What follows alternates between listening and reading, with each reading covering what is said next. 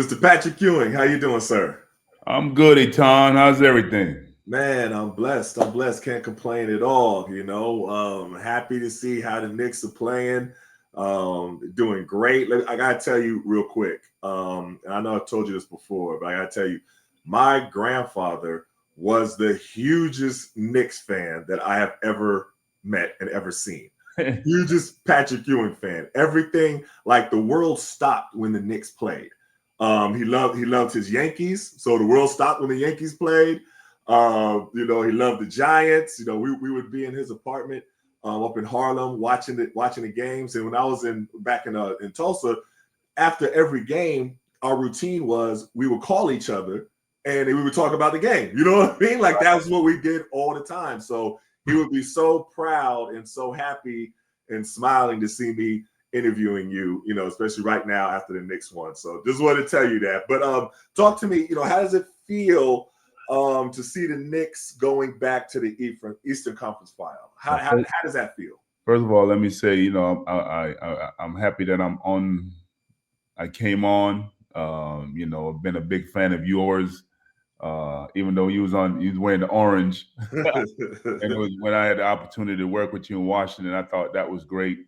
I remember when Louis Orr, may he rest in peace, rest in paradise, called me to talk to you.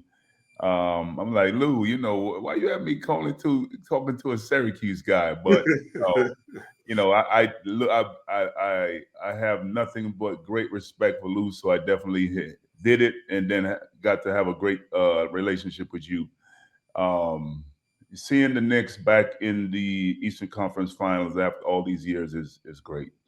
I think that Mr. Dolan, Leon, Wes, Tibbs, the team, everybody has done an outstanding job to get us to this point. We still have a lot more steps to go. In the ultimate goal is to hopefully win. I've been there a few times, but unfortunately weren't able to come away with that big chip. And I'm praying that Jalen and the guys, Cat and everybody else, do their thing to be able to come away and bring the city a title. I saw the images on ESPN this morning of the Knicks fans in the streets celebrating. And they're how Knicks fans are. They do all the extra, but it made me smile. You know what I mean? Honestly, as a Knicks fan, how does it make you feel seeing that level of support and electricity and excitement from the Knicks fans? Oh, I feel great. I remember last series when I went to a game and I was sitting next to Larry Johnson, and I'm looking around the stands and just the atmosphere, just the electricity, just the vibe. And Larry was like, "Yeah, it's just like when we were playing, right?" I said, "Yes, just like when we were playing and more." I think that the city has definitely embraced the team. The team have embraced the city.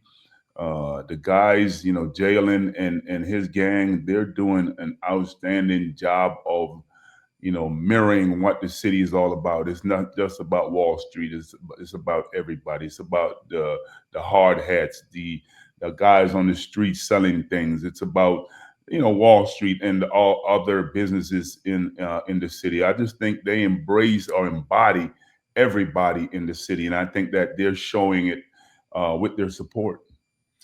You mentioned Brunson, and he's been absolutely amazing. It's funny, Jay Williams called him the best Knicks player ever. I personally think I'm speaking with the best Knicks player ever. And of course, shout out to Walt Frazier, Willis Reed, Earl Monroe, Bernard King. But I got you as number one. But talk about how amazing Jalen Brunson has been. And did you think he was going to be as good as he is when he first got to the Knicks? Well, I've been knowing him since he's been like 2. He was 2 years old when his dad, was bringing him around us. And when I took the whole Knicks team to Jamaica. We took him to Jamaica on a vacation, and I remember seeing videos of little Jalen with my little kids then. just walking around the islands, them carrying him around, my daughter Randy carrying him on her back.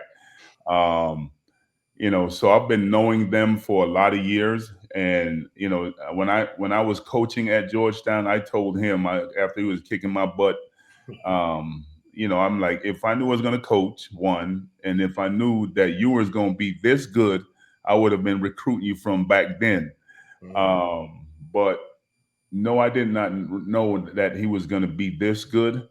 And he is not only he is a great player, but he's also a great person. I think his mom and his dad have done an outstanding job of raising him and of pushing him to be at his best, but also humbling him enough that he's not going to be one of those guys with the big head and don't think that I think that they're too good. He's always working to be his best.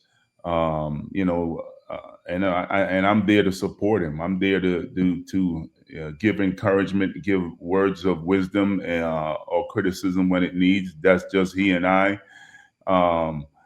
But I love the player that he is.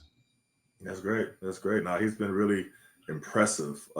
Yes, he's exceeded my expectations. I knew he was good. So I was good in Dallas, and I thought it was crazy that Dallas didn't re-sign him. But hey, I'm glad he's with the Knicks. Let me ask you about Karl Anthony Towns, because he is someone who, at first, Knicks fans were a little skeptical after he was traded, and for a few reasons. There were questions if he would fit into the Knicks culture. If he was the right type of player that the Knicks fans and the community would embrace, but it looks like he exceeded expectations as well. Talk about how well he's been playing. He's been doing a fine job, just like anything else. Anybody else, you have your ups and your downs. He showed up at the big moments. Last night was a huge moment for him and for us, and he showed up and showed out. He's another one I'm there to support. I love the type of player that he is. He's a different big than when we played or when I played. He's a stretch. He's at the 3-point line. What I try to do is to try to tell him things that I see, get into the post a little bit more, don't just stay at the 3-point line. But I love him. I love the relationship that he and I are developing. And, we're only going to go as far as those two guys take us, along with the supporting cast that they have. So let's keep going. Let me ask you about Josh Hart. And, he really does so much on the court. And he's only 6'4". Like, he's not like a power forward, but he has really been like an Iron Man, for the team, and does whatever is needed in on the court. And I've been super impressed with him. But let me know how you feel. How you've been feeling about how Josh. So am I. I mean, I've been very impressed. He's like a Dennis Rodman type, but not as big. He hustles. He does all the dirty work that you need for him to do or a team to do for you to be successful. He's going to go in there and get a rebound. He's going to, try to get a stop, try to get a steal. He's going to drive, get a layup. They don't play him, so he doesn't just sit out there and try to jack up shots. He figures out other ways to help the team, not just by scoring, but even though he does score from time to time, but everything is a big rebound. He's going to go in there and get it. He got bloodied up in Boston, but he still came out there and was still competing. Some people would probably take the game off last night. It didn't. His eyes was half closed, and he's out there competing and to help us get a great win yesterday. Let me ask you about Coach Thibodeau, and he gets a lot of criticism in New York, and a lot of the talk is about how he doesn't really use his bench. You know what I mean? He really has guys playing, the minutes that they play. That's been the topic of conversation. And the guys are so special and it's been working, but I don't know, like what is your take on the minutes? I'm sure you've heard it, but what is your take on it? My era, or when I was a player, Jeff Van Gundy, Pat Riley take me out of the game. I'm like, yo, put me back in. So, and then you have people that criticize the teams for load management. They're like, why they load management these guys? And now that he is out there giving these guys minutes, now they're talking about you're playing them too much. Come on, man. This is crazy. Which one do you want? Do you want load management, or do you want him to try to give them uh, enough minutes to be able to get to win? If we're resting these guys, or are not playing them as much as they need to be played, and we lose, then he's going to get you know criticized for that as well. So I believe in giving the guys as many minutes as they need for the team to win. I believe in Tom. I've been knowing Tom for a lot of years. He was on the staff with Jeff Van Gundy when I was playing. We worked together in Houston. So as a former player, as a coach, I've always wanted to one be on the floor when as a dominant player. I always wanted to be on the floor. And then from a coaching aspect, I believe in what he's doing. Yeah, you want to try to develop some of those guys that's on the bench, but it's all about, at the end of the day, it's about winning. Uh, are the guys that I'm playing giving me the best opportunity to win? I agree. No, that's a great point. Okay, let me ask you about Muel Bridges, because he's someone who he received a lot of criticism in the beginning of the season. His shot wasn't falling. He had that interesting looking form, you know what I mean, that caused a lot of scratched heads and discussion. But honestly, he's been great. Those two games up in Boston, those defensive plays that he made at the end of the games really won the game for both of them. Like, they were key plays. Talk about what he brings to the team. I think that everyone that plays has a role. Everyone that plays have a specific skill set. I think that he is one of those guys. Both he and Hart and Jalen, they play together in college, so they know the good and the bad about each other. They know when to get on each other. They know when to pick each other up. I think he has been a very key piece to our team. He shows up in big moments.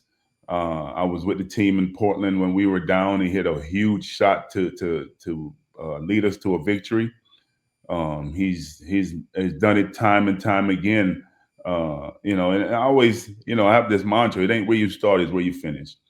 He started the year off rough, but he's shown that he's capable, and he's been there for us in big moments to be able to help us to secure wins. I agree. Definitely agree.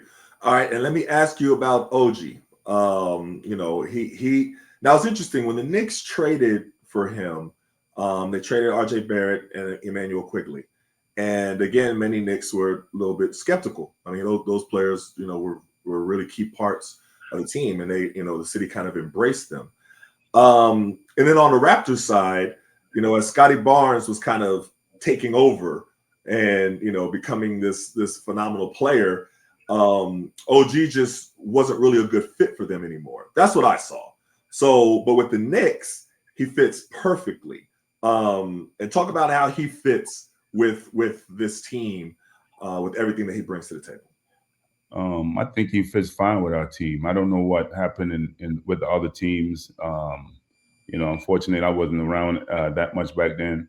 I just know that we need for him to, in order for us to win, he has to play well. In order for us to win, he has to be the dominant one who's going to stop their best players. Their best wing or guard player, he's the one who's going to be guarding them. He's their primary defender. We need for him to be locked in and to be able to stop those guys, and then give us the boost that he's been giving us on the offensive end, knocking down threes, getting in the post, driving the lane, doing a lot of things that we need for him to do to be able to win.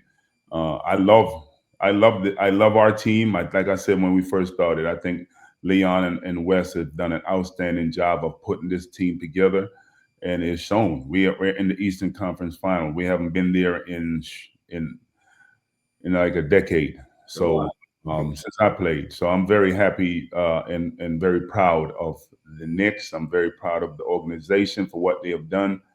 And I'm very happy for what the Knicks front office people, not just Wes and Leon, but the other business side of Madison Square Garden, what they've done to keep the city engaged, to keep the city locked in, and to wait for this time. It's our time again, and I'm glad that they're shining. I saw this clip of Paul Pierce, and I don't know if you saw it. It was right after the game, right after everything was over, and Knicks fans was cheering, and the images were coming all across the media of Knicks. And he was like, I guess he went on live, and he was kind of hating. You know what I mean? That's the only way to say it. He was like, "Yeah, y'all Knicks fans are feeling all good about yourselves, and you're all happy." He's like, "The Pacers are gonna pop y'all." He was like, "Y'all beat a depleted team, so don't get too excited." And I was like, "Paul, what? Listen to the truth. Like, what? Don't be sour grapes." You know what I mean? It was like, I hope y'all lose. You know what I mean? That's kind of. I'm glad I didn't see it. I'm glad I didn't see it. Paul was a great player. He was a great Celtics. I played against him towards the end of my career. I'm glad for his success, but the Knicks were also depleted last year when they played Indiana. So you can't keep a cry with sour grapes. We were at full strength this time. Unfortunately, I feel sorry for Tatum. He's a great player. I had the opportunity to meet his mom while I was there in Boston, and to tell her that I think her son is definitely one of the best players in the league now. I'm hope that I pray that he has a speedy recovery and he comes back the same way. But it is what it is. As players, you have to beat whoever you're going against. Don't care if they're at full strength or not. So if it was the other way around, the Knicks would have been getting blasted because they lost to a team that wasn't at full strength, that with their best player. They still had great players on that team. They still were capable. They showed that in Game 5. So now it's all about us going. Indiana has to come to New York, and we have to have the same mindset that we did against Boston. We have to make sure that we win the games in New York. That's why you have home court. Steal one in Indiana, and then end it in New York. Indiana is a great team. They're very well coached. I play with Rick. So I'm looking forward to seeing a great series from two great teams. It's like the old days when when Reggie and us were battling. So I'm looking forward to seeing a great series and hoping that we come out on top. So let's go there since you mentioned it, that 95 series. I was in high school then, and of course the world stopped during those playoffs. And I remember that was the series where Reggie Miller had like the 8 points in 9, seconds, and did the chokes and everything like that. I remember my grandfather was mad at Spike Lee because he was like, "Spike Lee, you got them all riled up." So that was what he was talking about. But talk about how special it is to be playing against Indiana. It's kind of like a opportunity for redemption. You know what I mean? Like, does it feel like? That's how it feels to me. How's it feel? I don't even see it as being redemption. I just see it, as seeing it as they're the next team that's in our way, Okay. next team that we have to face to get to where we're trying to get to. My era and the things that Reggie and us did, that was back then. Now it's a new cast. It's Jalen and his team, and Halliburton and his team going against us. So it's all about dominating our time. We did our best. They unfortunately that year in 95 we lost. We beat them in 94. We lost in 95. I missed that layup at the end to be able to either win or tie that game. But it is what it is. Now it's all about these guys, this team, this management getting the job done and moving on to go to the NBA Finals. So, what do you think are the keys for the Knicks to be able to get past the Pacers in this time around? I just think they have to play their game. They have to do the things that they've been doing all year. Jalen has to be Jalen. Carl needs to be Carl and dominate both inside and outside. The supporting cast have to do their part. You have to stop Halliburton. He's a very talented player, and he has some talented players with him. And we just have to do the things that we've been doing. Nothing different. Nothing anything new. Yeah, it's interesting. Well, ever since the media, well, not really the media, more the fans, I guess social media started calling Halliburton overrated. It's like he took his game to a whole nother level ever since then. It's like I don't know if it gave him the little oomph that he needed or the motivation, but he went to a whole different level. Well, as players, we use everything to motivate ourselves. So it be it the fans, and thank God there wasn't any social media back when I played, and I think it was coming in towards the end of your career. Right. That there wasn't any of those things, so I didn't have to worry about that. I just worried about the people that was at the games, and saying whatever they were saying and trying to dominate their teams. Right. But look, he's a great player. He showed it last year. He's showing it again this year. But we have great players as well. I think Jalen and Cat and his guys have shown that they're great also. So I'm looking forward to a great series, and I'm hoping that at the end of the day, however many games it takes, the Knicks come away with a win. Every time we played Indiana in the past, it usually always came down to a 7-game anyway. So, right. But the 7th game is at home. If it does come down to that, and it's always great to win a series at home. Talk about your new position with the Knicks, or your current position with the Knicks. You've been there for I think a year or two now. A year. As the Knicks ambassador. How happy are you to be back with the Knicks organization, and what exactly is your role as Knicks ambassador? Well, it's they call it an ambassador. It's really not an ambassador. More like a consultant or a front office person. So I'll do some motivational things to the work, the MSG workers. I talk to the team, may do a little community stuff with them. I travel with them from time to time. I think my job has a lot of different moving parts. I was joking with Leon the other day, and he was like, this day you're a part of the coaching staff. This day you're part of management. This day you're part of the front office. So I'm wearing a lot of different hats, and I love the opportunity to be back in New York.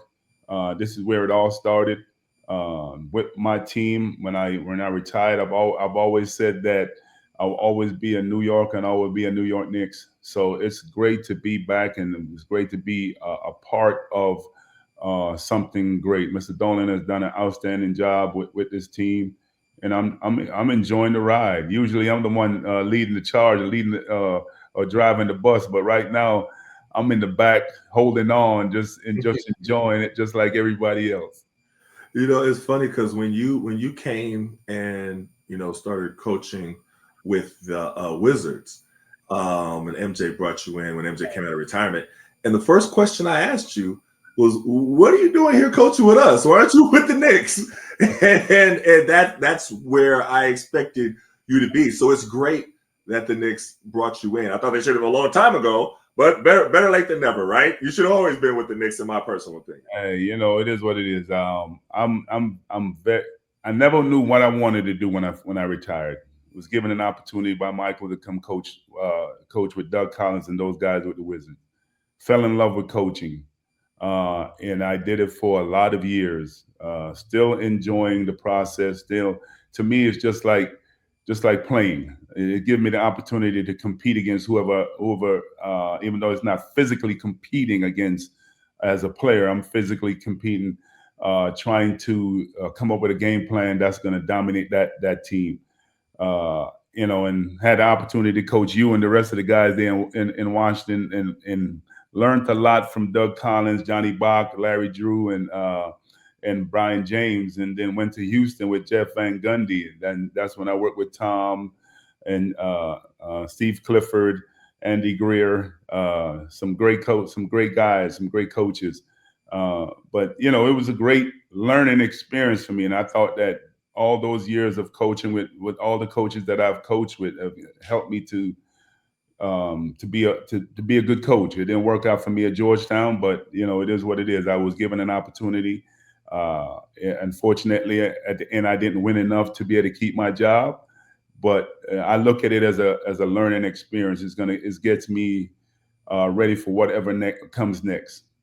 So when MJ brought you to coach us with the Wizards, that was your first coaching opportunity? Right. I just retired. Yeah.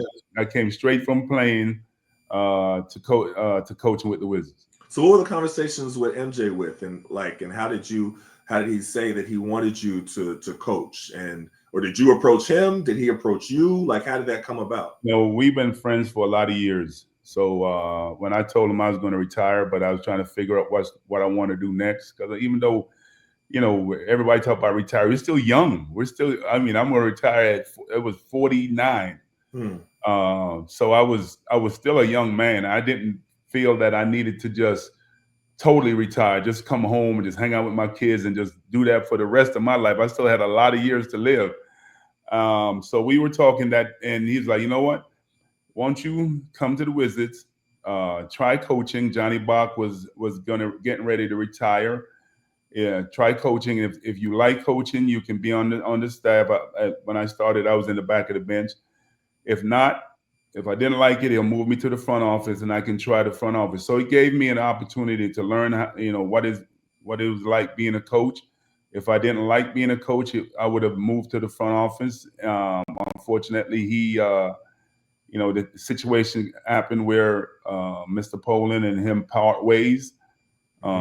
So that's when I went to Houston with Jeff Van Gundy. There was a rumor that you were thinking about coming back and playing with the team. I think you and Barkley. I think it was a rumor that both of y'all were kind of thinking about coming back and playing. Was any truth to that, or was that just rumor? I think that was rumor. I mean, people were asking me to come back and play, but no. I think that I was enjoying doing what I was doing, trying to teach you guys. And you know what? The funny thing is, Etan, as a parent, because I equate coaching to being a parent. Mm-hmm. I would try to teach you guys you, Jahidi, and Brendan Haywood, the things that I learned over my long career. Mm-hmm. And some of the times it was like you guys weren't listening. But then, I see the things that I'm trying to tell y'all, teach you guys, y'all doing it in the game. And I think that's what made me fall in love with coaching. And it's just like being a parent. When you're telling your kids will take criticism or try to learn from other people, but they're still listening to the things that you are telling them. Right. And when you see the things that you're trying to teach them, them doing it when they don't see that you're watching, that's the joy that you got. Because everything that you try to teach them, they listen. They act like they don't, but they listen. And I think the joy is them, seeing them do it when they don't know that you're watching. Yeah, I think one of the things I remember that you was telling me personally was to carve out a niche for yourself. You were saying that we have shooters, we have guys that are scorers. Don't expect that MJ is really going to just pass you the ball a lot. So you got to figure out how to be in position, to be able to score and be effective and impact the game. Right. Everybody has a role. Yeah, everybody has a role, and it was great advice. And you also said that you have to figure out what the coach wants from you, not necessarily everything that you can do. And I thought that was really good advice because, a lot of young players, there's more that they can do, but it might not be necessarily what the coach wants. The coach wants you to just do A and B. And the young players like, yeah, but I can do C, I can do D, I can do E, I can do F. They were like, yeah, but I don't want you to do all that. That was great advice that you told me, because that you have to learn what the coach actually wants. Yeah, I tell kids now, like when you're working on your game, I see people working on their game and they work on 20 different moves. To me, I'm like, you work on one or two, you develop that, you master that, and you keep on adding. You don't work on everything all at once. You just keep adding. I think once you master one, you move on to the other, and you go into the game thinking I'm gonna use all these different moves, and you can't. You overload. overload. I think it's just work on one or two. If they trying to whatever they're trying to stop, then you work on the counter on that.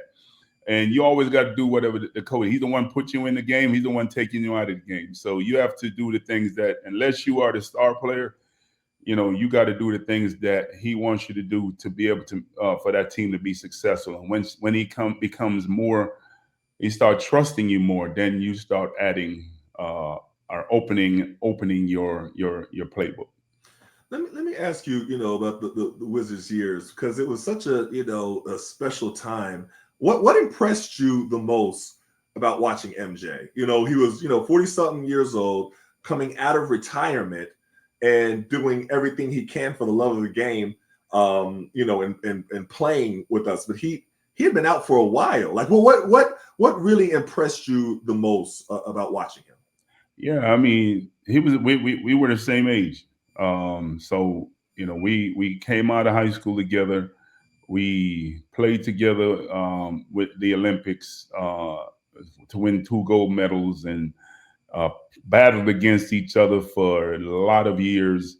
And to see him at that age still performing at a high level and still had that drive to try to be the best and try to help the Wizards to be better than they were, I thought it was great. It was a great learning experience for me, just being around him and seeing his work ethic and the things that he tried to do to his body to be able to do what he did.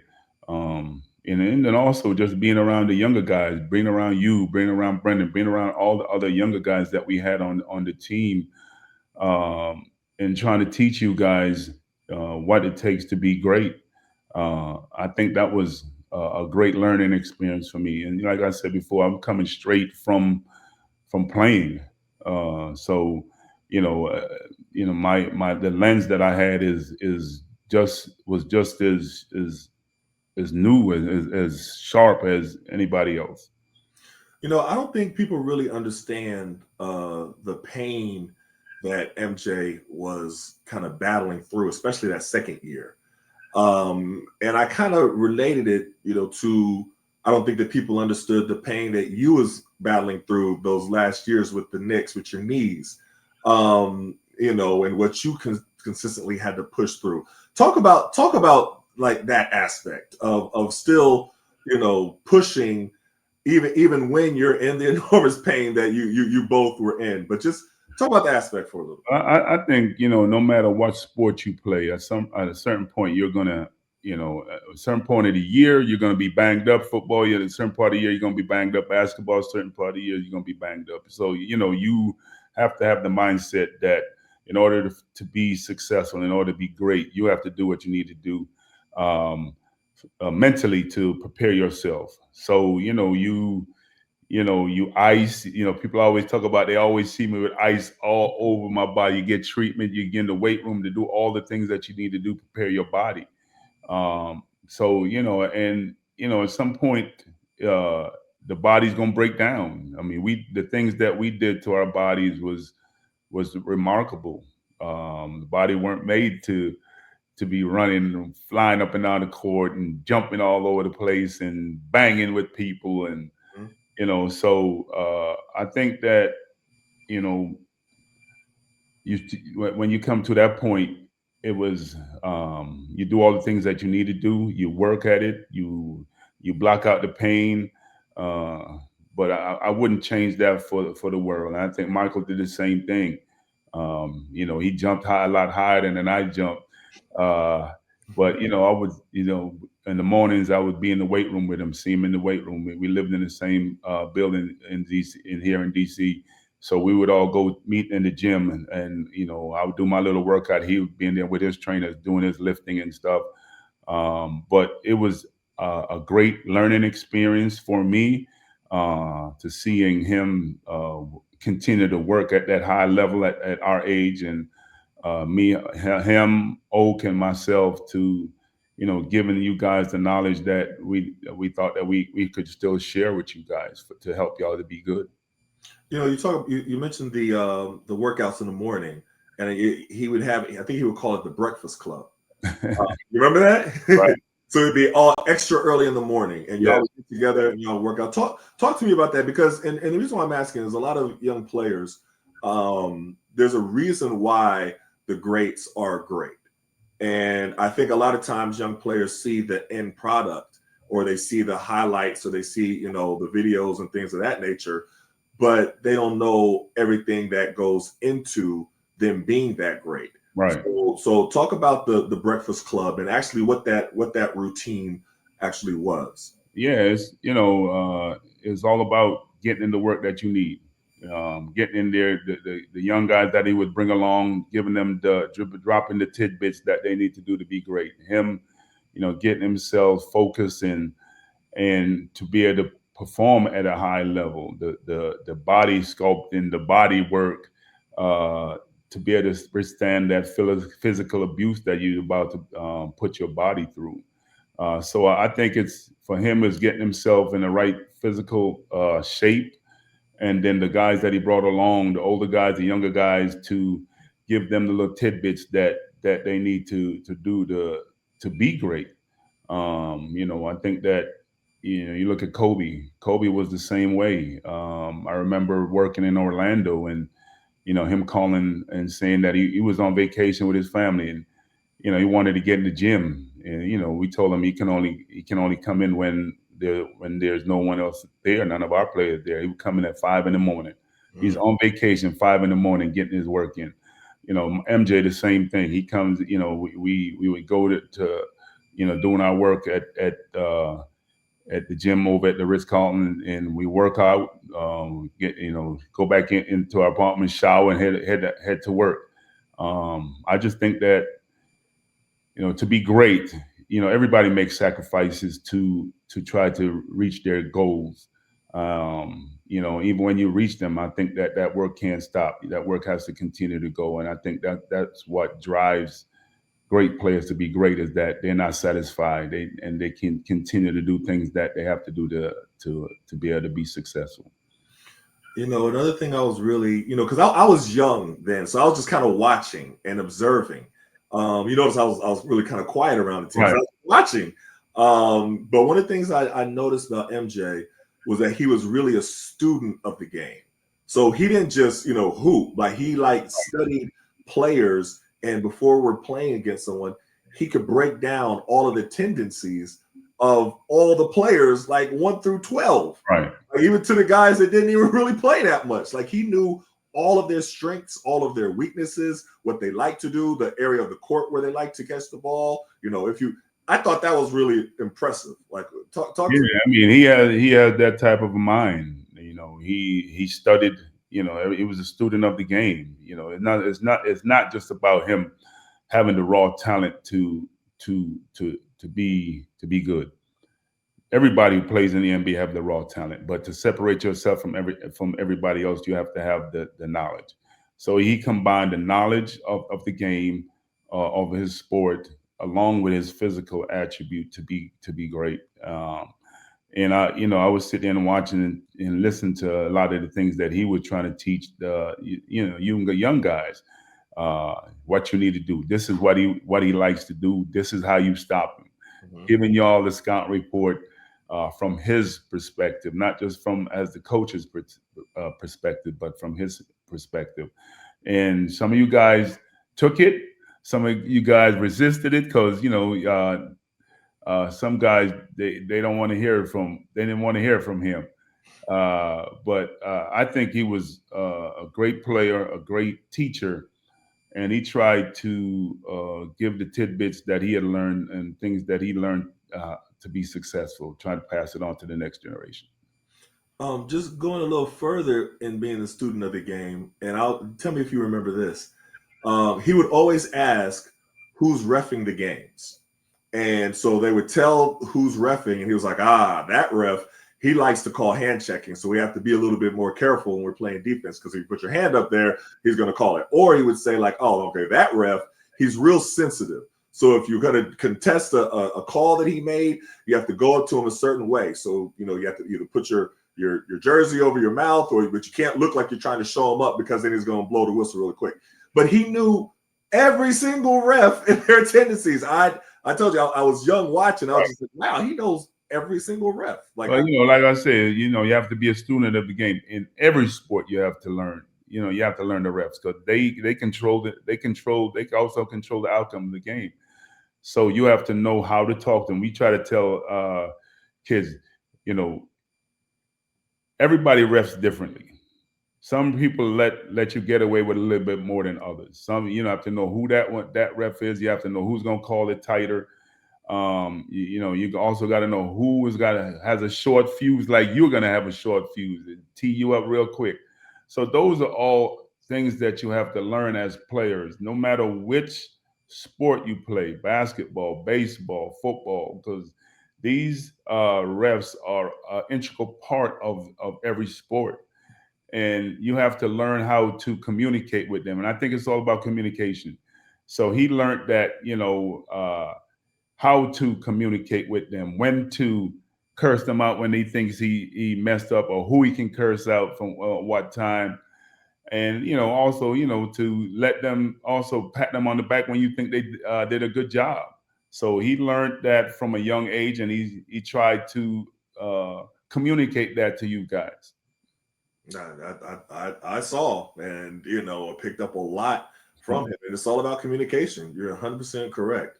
Okay, let me ask you. I got two more questions for you, then I'll let you go. And I appreciate you being gracious with your time. I want to ask you about the impact that Coach John Thompson had on you and your life. He's somebody that I, have always admired. I don't know if you know this, but I grew up really wanting to play for Georgetown. That was really where I wanted to go. I remember this picture that y'all had where it was John Thompson standing like kind of behind y'all, and it was you, then it was Alonzo Mourning, then it was Dikembe, and then it was Othella Harrington, and he kind of had his arm kind of around y'all. And I'm in high school and I'm dreaming. I'm like, okay, I'm gonna put that picture up on my wall, and I'm gonna put a picture of me next to it in my little high school Booker T. Washington, jersey, and I'm gonna be the next big man. And then that's how I was envisioning it, and that's what motivated me. But he went through the recruiting process, and he had a lot of big men at the time. Jahadi was there. He had Jamel Watkins, who he committed to, and Boubacar out. I think he had Boomshay already over in Africa. They knew he was going to bring over, so he didn't really need a big man. But so I went to Syracuse and made sure I gave y'all the business every single time we played y'all. But over the years, I really developed a great relationship with Coach Thompson. I interviewed him for my fatherhood book. Like, right. We really got tight. And just the way that he was, and I saw how much he cared about all of y'all. And it was like a father figure type of a relationship. And they're not saying that guys didn't have fathers already, right. But that's how he cared about y'all, as if he was, your father or an extended father. I just thought that was amazing. But talk about his impact on your life and what he meant to you. I remember when Coach Thompson came to Boston to recruit me. I'm 17 years old. I'm like sitting there, my mouth wide open, just listening to him speak. He was very articulate. Like, I had my dad, I had my mom, and I came to play for a person that I thought that was going to be able to help me and help me not only on the basketball court, but also as a man. And he did. The classroom wasn't just in the classroom. I thought that he always said that the basketball court was also an extension of the classroom. It wasn't all about just practicing. Sometimes he would sit us down and talk to us about life and things that we need to do as men to be successful. So he had a huge impact on my life. My dad was always in the picture. My dad always gave me advice. But Coach Thompson was also a person that I could, when things are going good or things are going bad, I could lean on. He was a father figure. He was a role model. And the thing that I loved is that he looked like me. He looked like me. He was a person of color. So a lot of the struggles that I was going to go through or had gone through, he had already been, be it racist comments or, whatever. So in every walk of life or every step that I was going to step, he has already walked in them. So, I thought that he, when the negative press was always coming out about me when I was in college, he took the brunt. Patrick Ewing doesn't want to give interviews. He took the heat for that.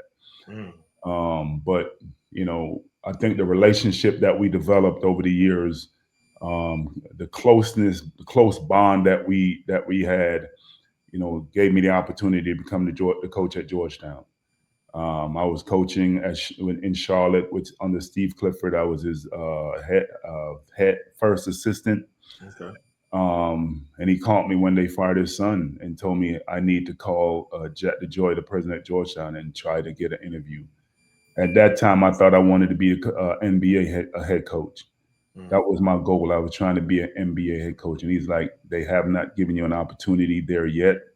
You need to try this avenue. Thought about it, talked to, Steve Clifford, Jeff Van Gundy, Stan Van Gundy, and got some good advice from them. And then I called the president and just asked for an interview. Tell him I would like to interview for the position. I interviewed for the position with the committee that they had. Interviewed with him, and was given the opportunity. I thought I was going to be there for a long time.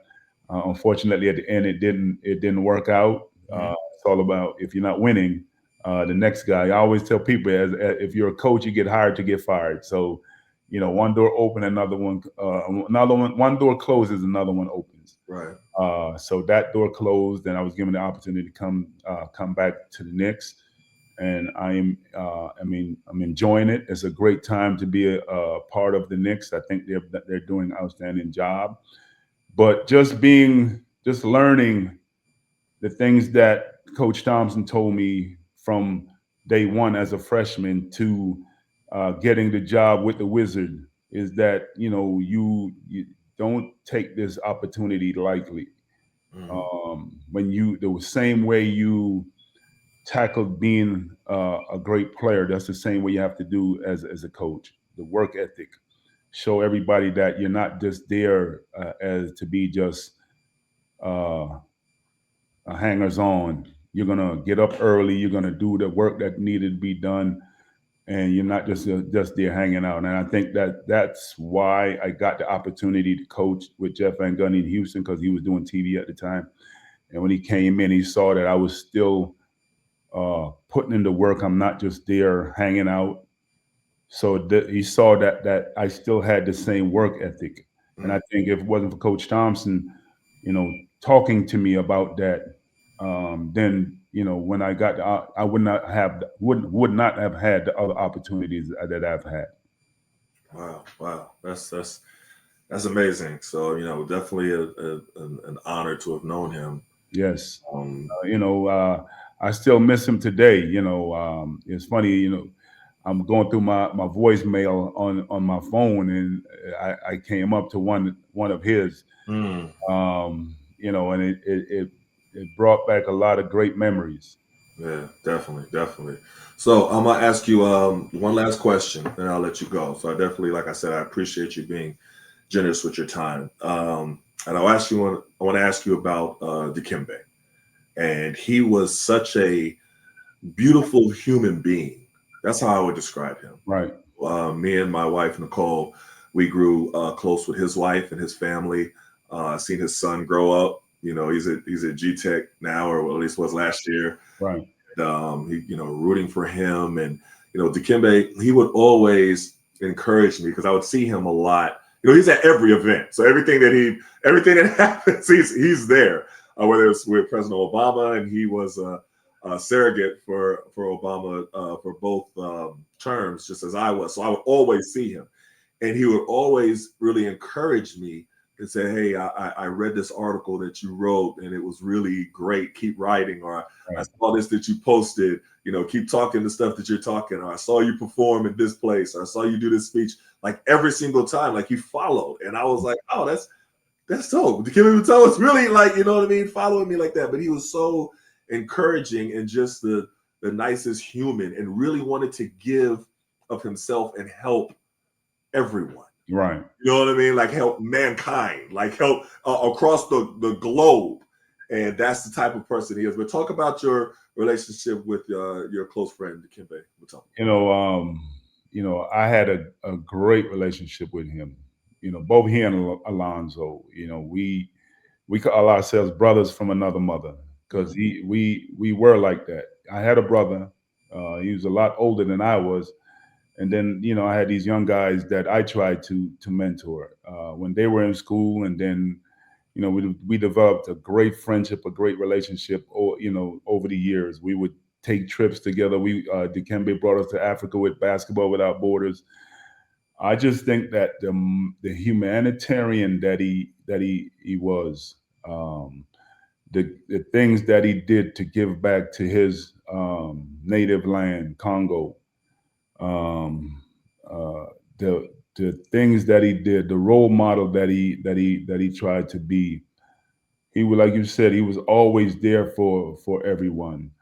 I remember going on trips with him, and we'll go somewhere. I'm like trying to hurry up and get play. I'm like, man, let's go. Let's hurry up and get in. Him stopping and talking to everybody, embracing everyone.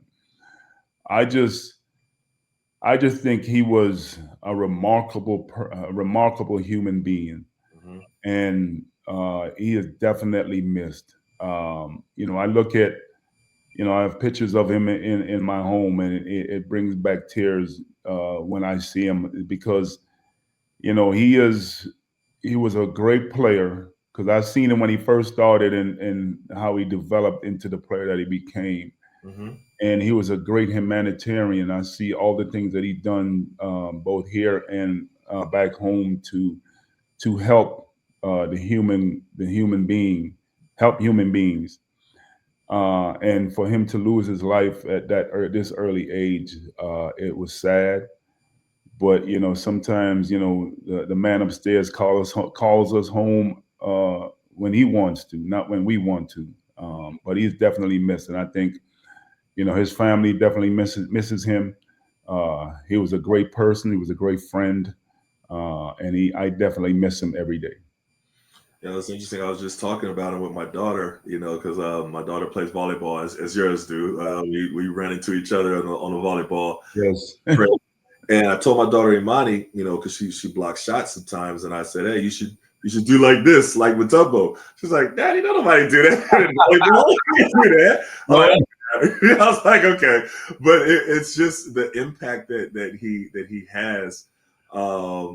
Just on and off the court is just amazing. So he's definitely missed. But yes. But Patrick, I appreciate you taking the time to sit with me. I'm happy for the Knicks. We're rooting for the Knicks in this next playoff series against Indiana. One more thing. When you walked in, and I'm sure you saw the image go viral, and you had the cane go on. And everybody was like, "Oh, look at Patrick!" Did you see how it went viral? Yeah, I saw that. But I am a Jamaican. They call me the Jamaican uncle. So yeah, I am Jamaican. I got to wear my wear a little hat. Plus, it's cold as heck in those arenas. Right. But, no, I'm just I'm blessed. I feel blessed to be back with the Knicks. I feel blessed to have met the people that I've met. I'm blessed to meet a guy like you. Like I said, Louis Orr taught me into talking to you and a few of your other teammates. Yeah. Even though you guys were the enemy, and give a little advice to you guys. I am happy for your success, not only as a player, but also as a man. You were raised in a great family. You have transitioned into author, into a podcast host. I think you're doing a great thing. Like I said before, one door closes, another one opens. So these other doors that are open for you, embrace them, and I am very proud of you. I really appreciate that, Patrick. More than you even know. And like I said, my grandfather, I'm sure he's smiling that I'm sitting here interviewing you. But hey, I appreciate it. I'm gonna let you go. Thanks for coming on the rematch, and blessings to you. Yes, blessings to you as well. Big up. Big up. All right, bless. All right, baby. Have a good one. You too.